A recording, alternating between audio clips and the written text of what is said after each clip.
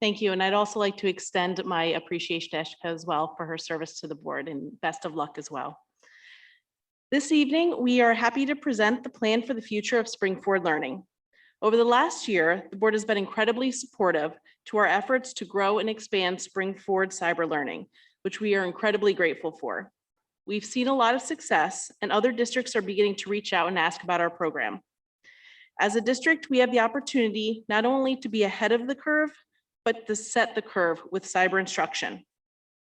Many districts are offering cyber classes, but our vision is to push past checking the box of offering cyber courses to fully embrace the educational evolution from this past year during the pandemic.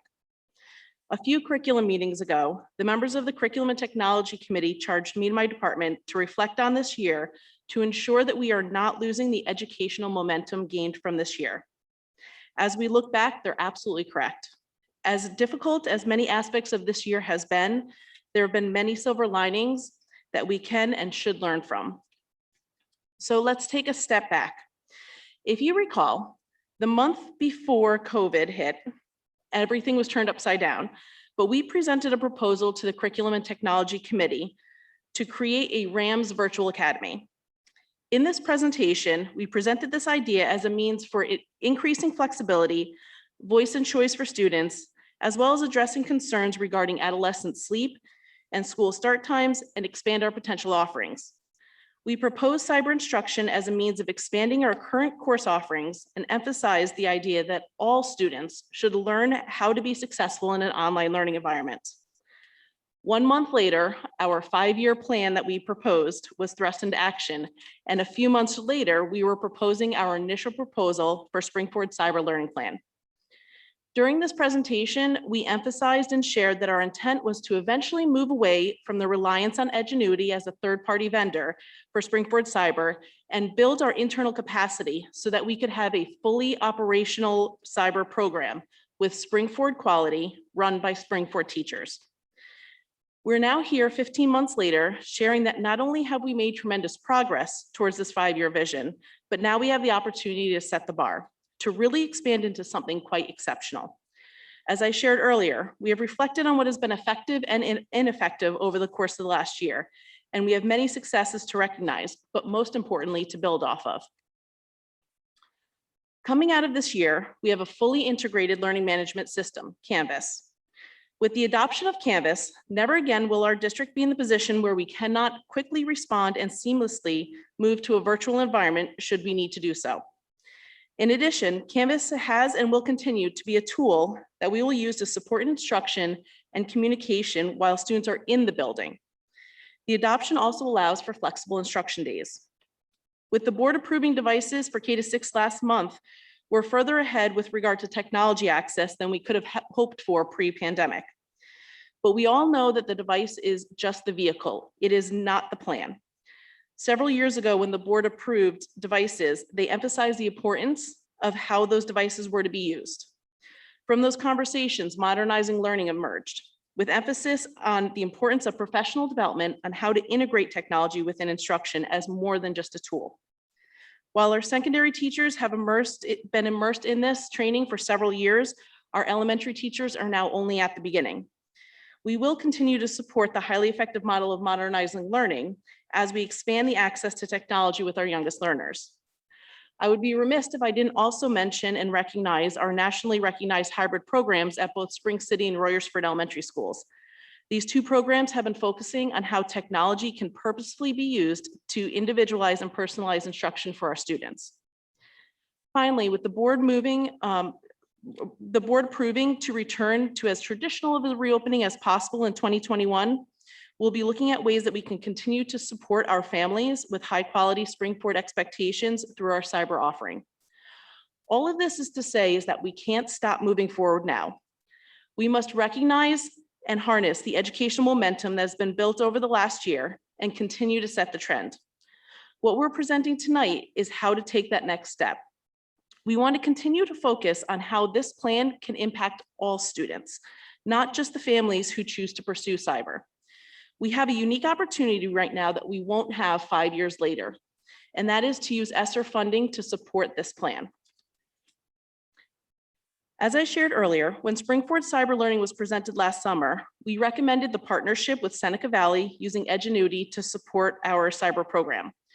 We also shared that our intention was to progressively move away to a self-sustaining model where we didn't have to rely on a third party. The plan you'll see tonight is the start to making that happen. Quite simply, we have incredible staff. As a highly ranked district, we have the ability to set the trend by using our staff to produce Springford quality products for our students, thereby reducing the reliance on an outside partnership to make this happen. Our proposal is that we begin building K-12 digital content and courses via Canvas. This will result in a product that is owned and operated locally. An important note to make that, again, this is not just to benefit our Springford Cyber students, but it can be used to support all of our students. In our current model, the only students who can benefit from our partnership with Edgenuity are the students who are enrolled in Springford Cyber. We feel that by empowering our teachers to create and develop content, this opens the door to all teachers and all students utilizing the content as needed within Canvas. So what does this look like? What we'll be doing is making the digital content created by Springford teachers available to all teachers. Teachers could pull modules into their instruction as needed to serve either whole group instruction, small group instruction, or individual instruction as needed. The ability to differentiate in the classroom is exceptionally challenging. Moreover, the time to create this personalized instruction is extremely time consuming. By investing in this plan, we can create the content and make it available to all of our teachers to be able to use and support all students. This is how we can change the face of education currently for our students. While creating the content for Springford Cyber certainly leads to robust course offerings for Springford Cyber, it brings us away from that reliance on the third-party vendor. I can't stress enough the instructional impact for all of our students in all of our grade levels. This helps us to continue to fulfill the vision of modernizing learning by placing the focus on the instruction, not the device. To make this plan even more appealing, as I mentioned, we're able to use ESSER funding to build the foundation of a sustainable program for years to come. In the next few slides, Dr. Heidi Rochlin will walk us through the proposal of systematically creating courses and digital content with the goal of having all courses, K-12, eventually created.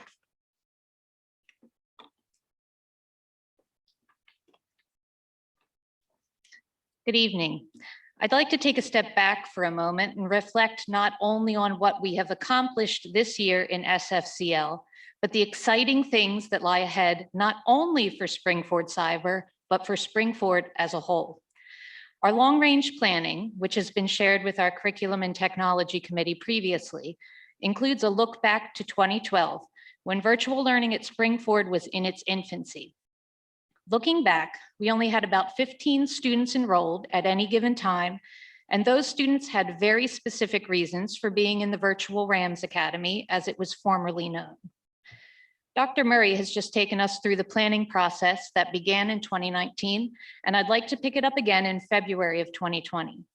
The global pandemic hit education hard, but instead of letting this be an obstacle for education in Springford, our dedicated teachers, staff, administration, and school board allowed it to be an opportunity for growth. Growth in educational practices, growth in how we do business as a school district, and most importantly, growth in how we deliver educational content and curriculum to our students. Now, here we are in May of 2021, standing tall on the successes of our SFCL program, standing strong on the bedrock of the solid program we as a district were able to build in a matter of months, not years.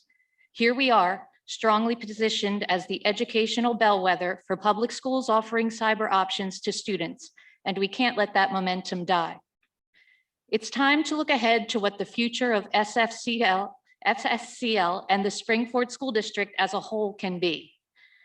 As we moved into the 2021-2022 school year, we are ready and able to begin moving our SFCL platform to Canvas to be utilized not only by our cyber students, but all 8,000 Springford students.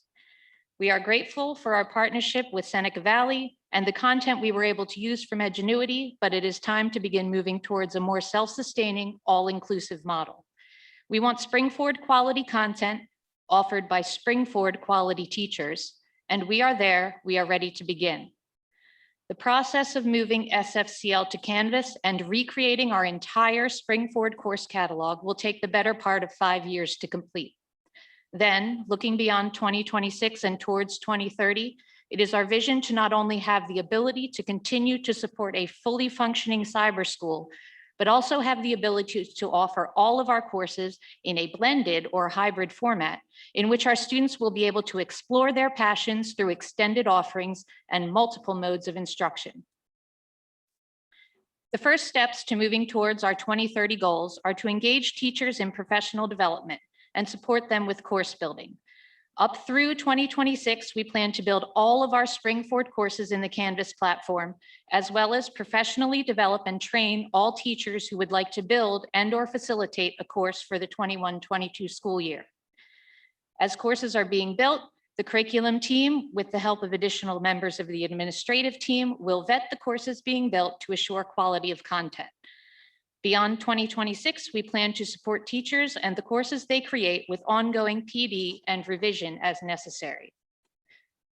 This slide outlines the course build timeline. Shown here are the approximate number of courses to be built in a given year, as well as the associated investment. The investment to build a full year course is $7,808. This investment, which has been mutually agreed upon by the SFEA and garners their support, includes payment for 160 hours of course building. Please note that this is the investment for a full year course. Courses that are not offered as full year courses will be prorated for payment according to their length. As you can see, ESSER funding, which expires in September of 2024, will cover the first 3 years of our course build initiative. If at all possible, the course build timeline will be accelerated in order to maximize our use of ESSER funding. The year one total investment to build is approximately $402,000.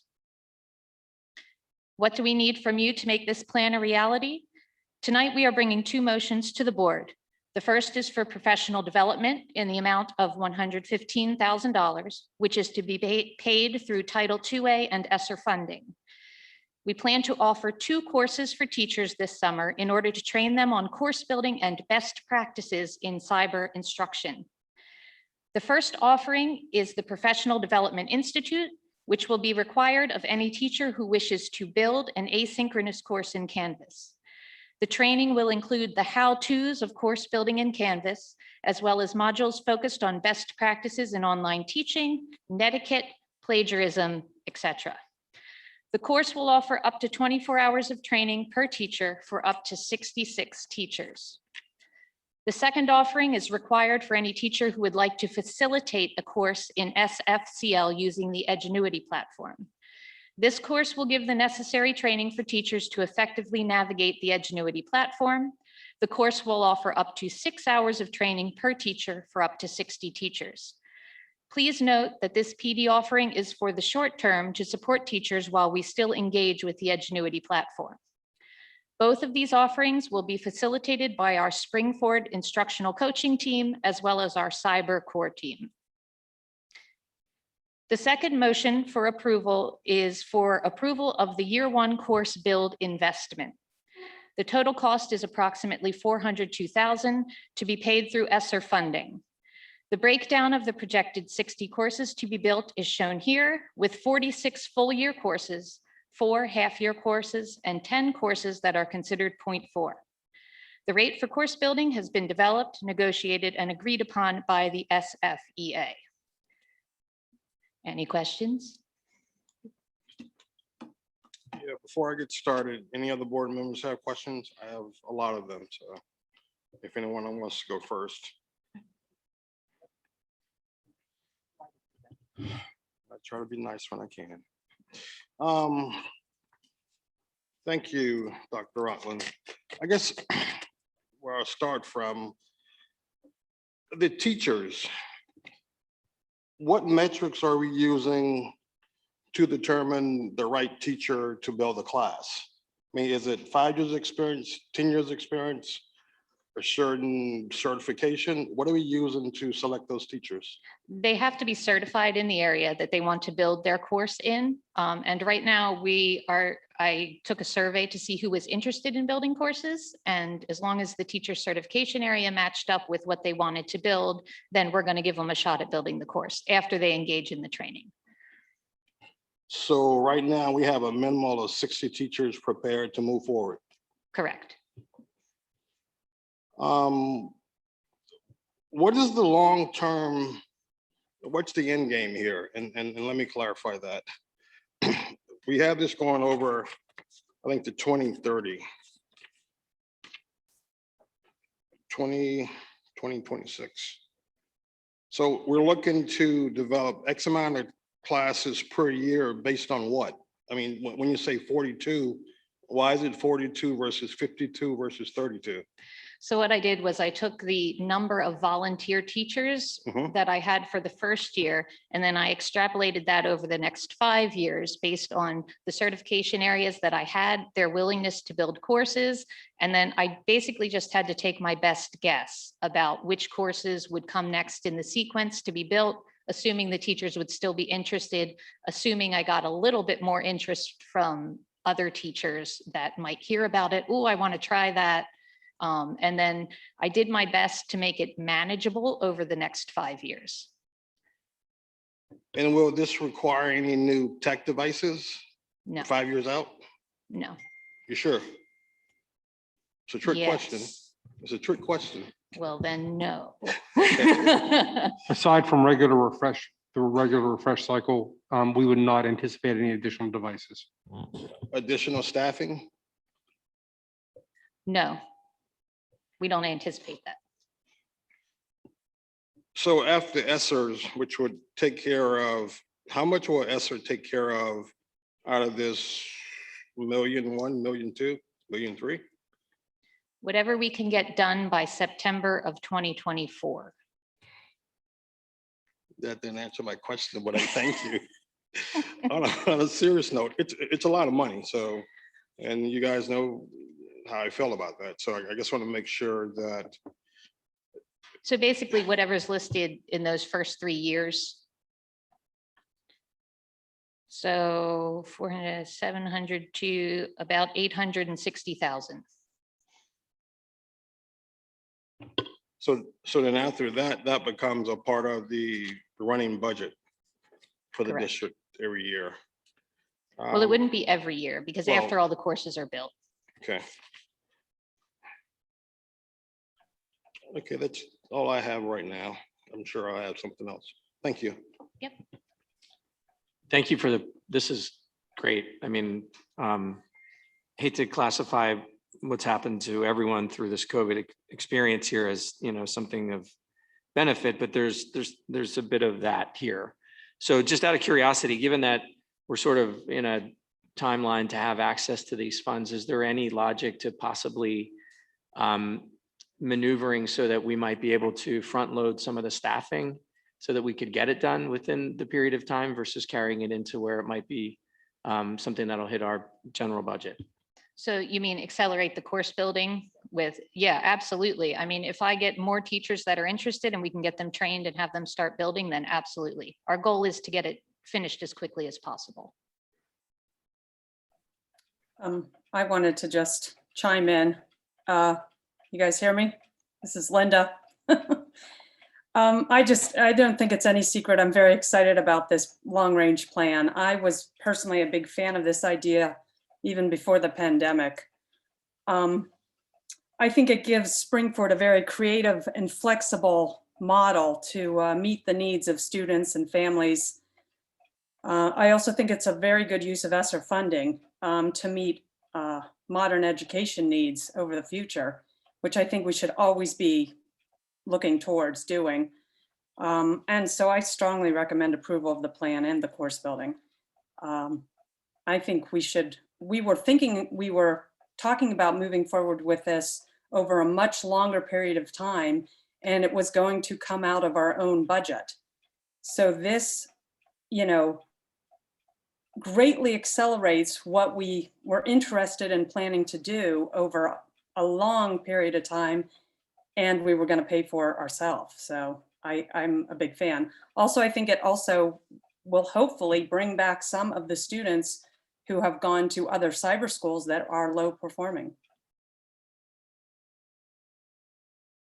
So I know we've hashed this out a number of times too, and asked questions upon questions upon questions in curriculum and technology. And I do feel that a lot of this presentation pulls a lot of that and a lot of the questions that we had in there all together. I think one thing that's sticking in my mind a little bit, and I could be off, but we keep talking about ESSER funds for this and ESSER funds for that, and there is a ceiling on the ESSER funds. So can someone chime in? Maybe it's Mr. Fink or Dr. Murray or somebody chime in about where we are in using those, because I wouldn't want to see us start this and then not be able to get there.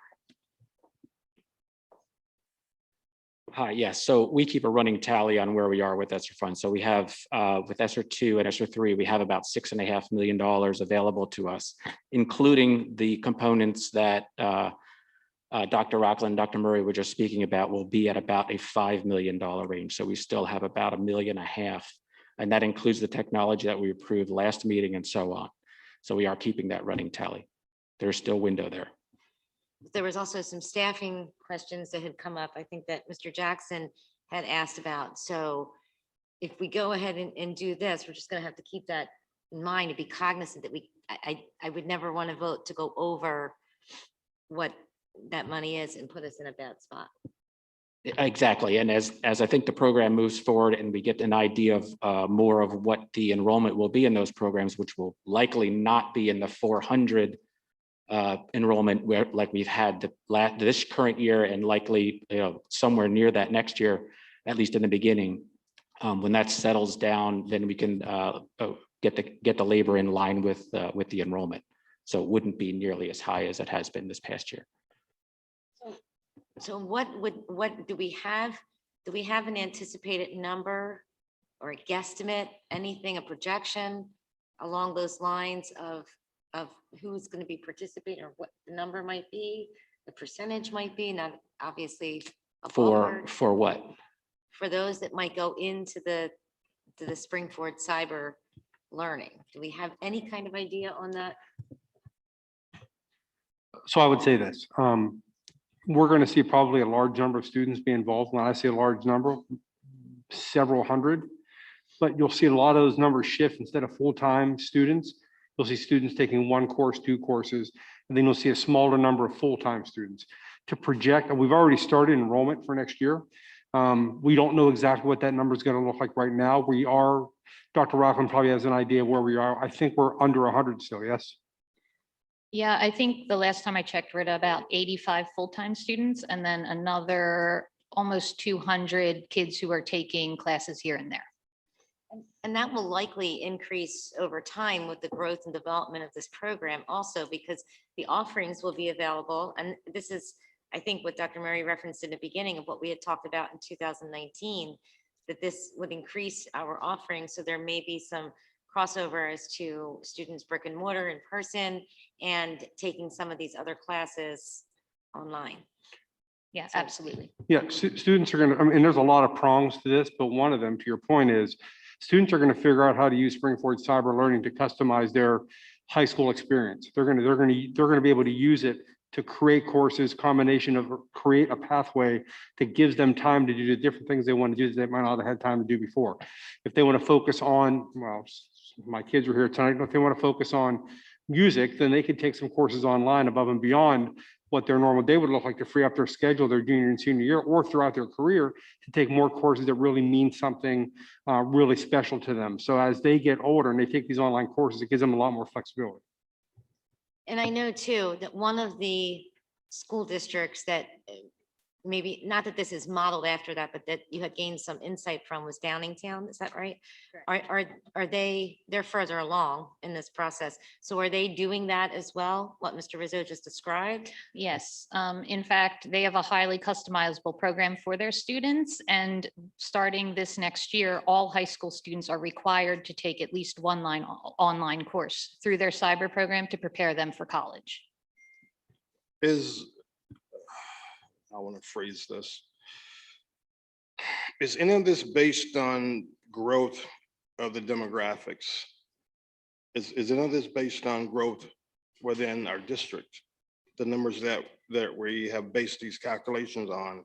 Is it based on us staying with 8,000 kids, or is it based on growth of 50 kids a year to the point where we have 8,300 kids? I mean, what do we use as a metrics to determine? Because my concern here is, I think this is good. I think it's aggressive. And my concern is always the plan B. If we don't get the students based on the numbers that we have here, then what? I agree with you. It is aggressive. And we wanted to seize the opportunity with the ESSER funding to be able to move as quickly as we can. And as Dr. Rochlin mentioned too, trying to accelerate as we get more comfortable with those courses. What I think is really important about this is that it's not necessarily dependent on students taking a cyber course. While that certainly is a benefit, one of the other benefits that we can see is then our teachers who are teaching students in the classroom can start to pull some of that content into their classroom as needed as well. So for example, suppose we have a second grade student who might be struggling with a particular skill. A teacher can then go find that module, pull it into that class and assign it just to that student to really individualize and based on the student's needs. So we can see the content used in a variety of different ways, not only necessarily a cyber course, which we certainly are hoping will expand over time, but that need as well, as just infused and using Canvas within the classroom, a traditional classroom as well. Okay, thank you. Couple questions. From your projected numbers, I know Clinton asked about technology, and I think you're a little too quick to say no. So I would back off that and I would possibly increase our budget somewhere along the line to include additional technology. Do we look, is there necessary book changes? Do we know if there's going to be any additional books, access to curriculum that we're going to have to purchase licenses for? Because I didn't see any of that worked in there. So one of the things we're trying to do, we did create an outline of what each course should look like. What are some of the key components within the course, so that there's a standardized format to that. We are trying to create the courses using open resources or using the digital subscriptions that we already have, so that it's not necessarily tied to a specific resource. We certainly will tie it to standards so that students in a second grade class in Springford would get the same standards in our class versus in the cyber course, but we're trying not to tie it to specific resources and use the digital content that we already have.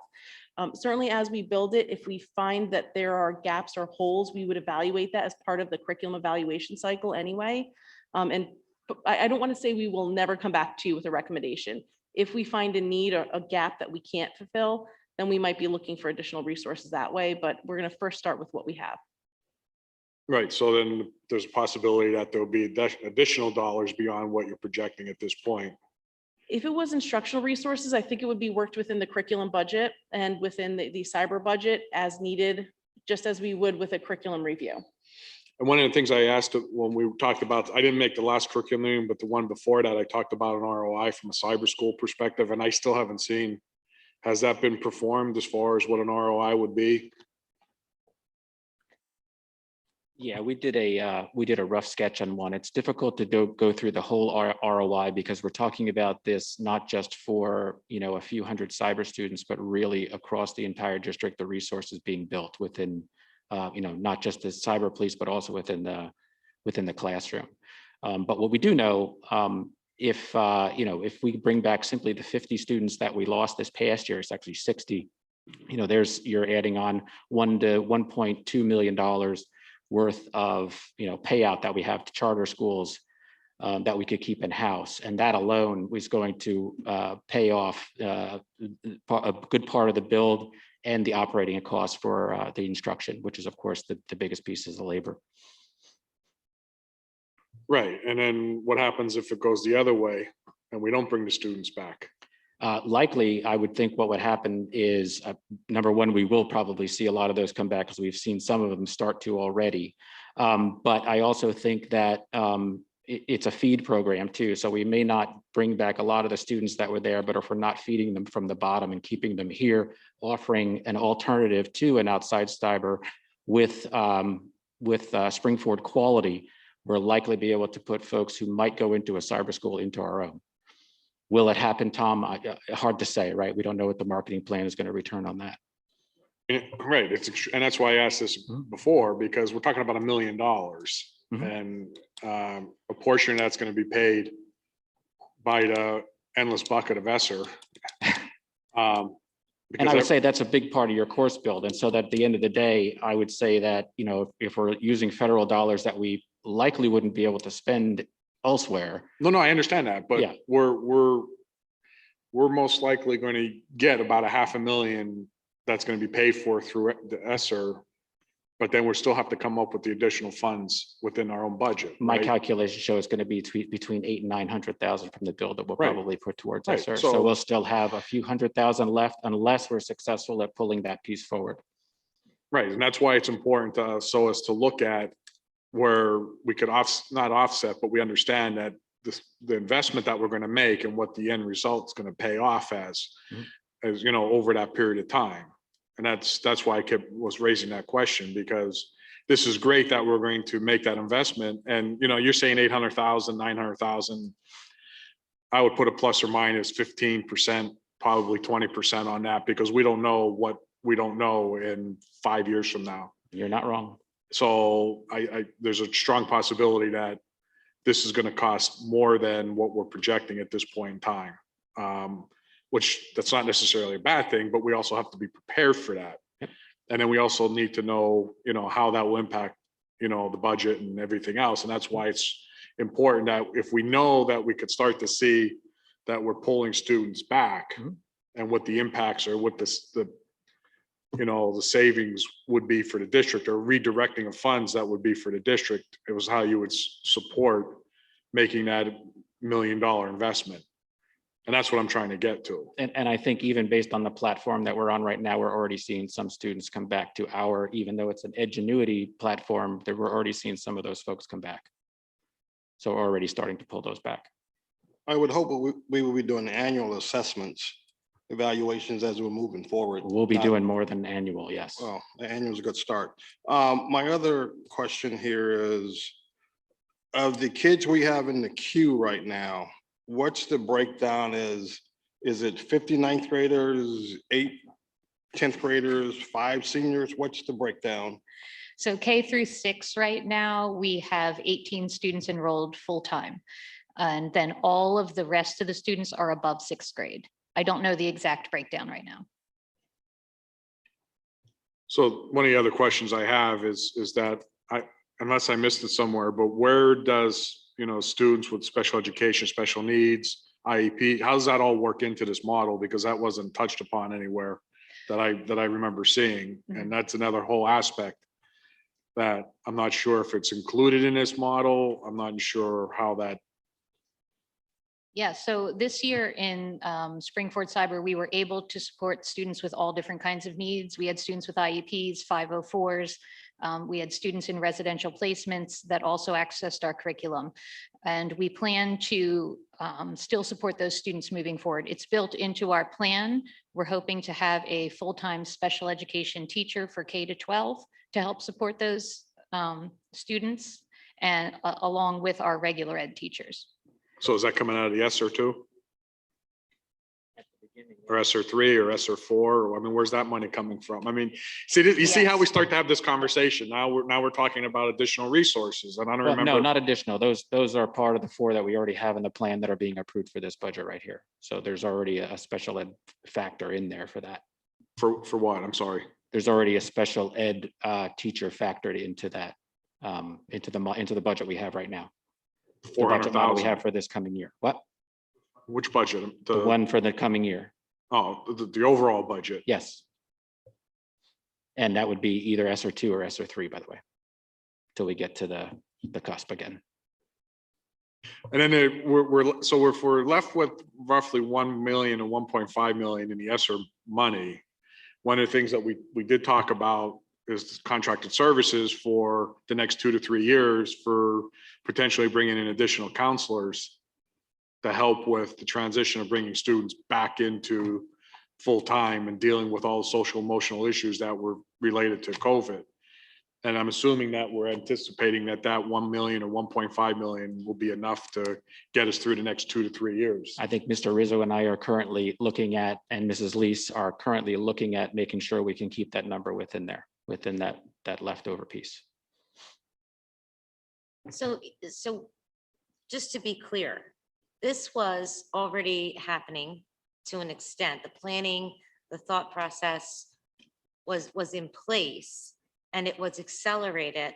And we have the benefit of the ESSER funding to help get us over the initial steps of it.